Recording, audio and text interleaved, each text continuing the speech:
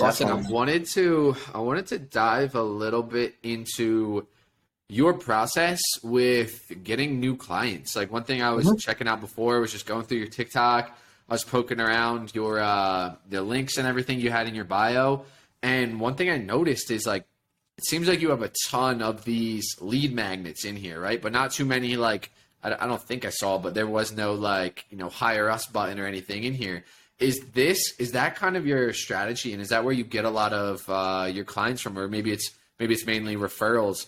But it seems like you're just like real heavy with like, okay, let's get people in on some free value up front, and then potentially there's a process to become like a client later on. What does that client acquisition strategy look like for you? Yeah, so I'll tell you why I took. Up until a couple months ago, I did have like a schedule call with me Calendly link in my bio. Yep.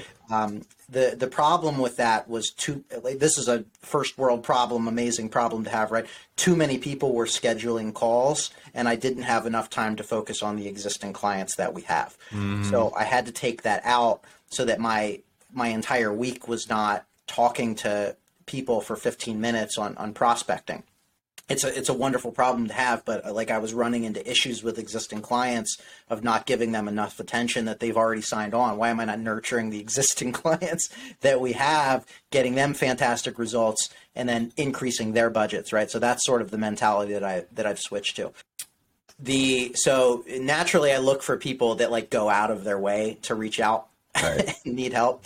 A lot of people will send me a DM on Instagram. But yeah, those lead magnets are really helpful as well. So there's a lot of different ways that we monetize our channels aside from just client acquisition, but we get them into an email list for like a free TikTok checklist or a free SEO checklist.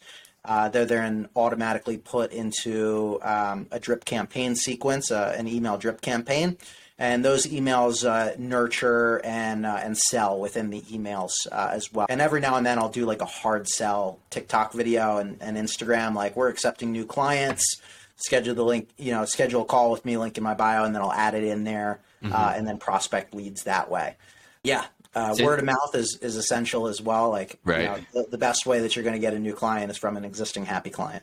Right, right. I've seen the same thing too, and it's funny. I did something similar as well. I used to have like a contact us button, but I was dealing with the same problem. I was like, look, I'm on 25 calls a week with potential clients, and I'm like, I can't do that. It's not sustainable for me.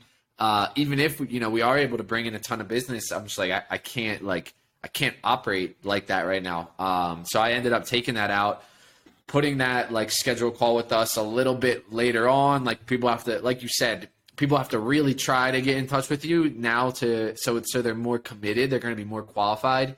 Like you have to watch like a free training that I have first before you can schedule a call now. So it's actually people who are a little bit more engaged. And then also removing myself from a lot of those first touch point calls, like hired someone else to take some of those too. Tell me, can I ask you that? Tell me about that, because right now, like I've messed around with that too, and have been fairly unsuccessful. So Right. like the highest success rates for me is when I'm actually selling my own services. Yep. I'd love to hear your thoughts on like having somebody actually screen the calls for you and qualify them and whatnot. So like you are always going to be the best salesperson, right? Because like it's your agency, it's your services. You're always going to have the best rates.